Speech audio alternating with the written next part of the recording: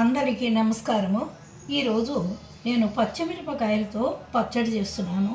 తొడిమెలు తీసి మంచిగా కడుక్కొని ఇవి 2 ముక్కలు చేసుకోవాలి.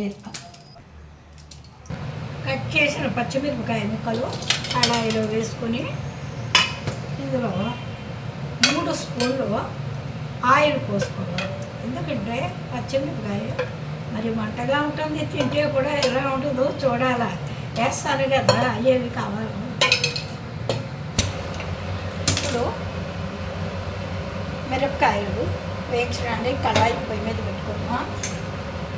ఇలా వేయించుకున్నాం.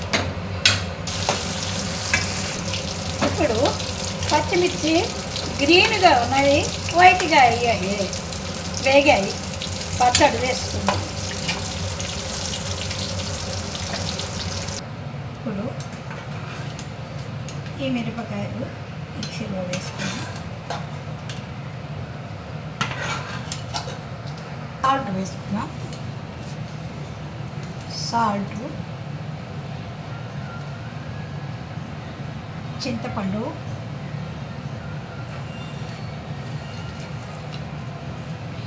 వెల్లుల్లిపాయలు, జీలకర్ర. ఈ ఉల్లిపాయ ముక్కలు లాస్ట్న వేసుకున్నాం.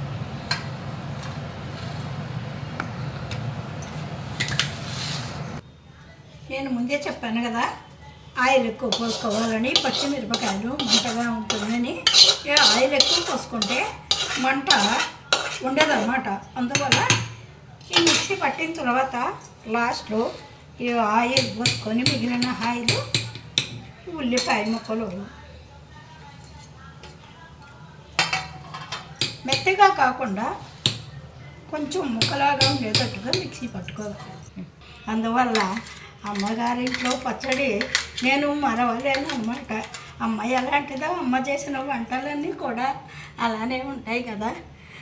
మీరు కూడా ఒకసారి ప్రయత్నించి తప్పకుండా ఇలా చేసుకొని పెద్దవాళ్ళు పిల్లలు అందరూ తినొచ్చు. ఇందులో నేను ఏమీ పప్పులు వేయను కాబట్టి ఏమీ ఉండదు.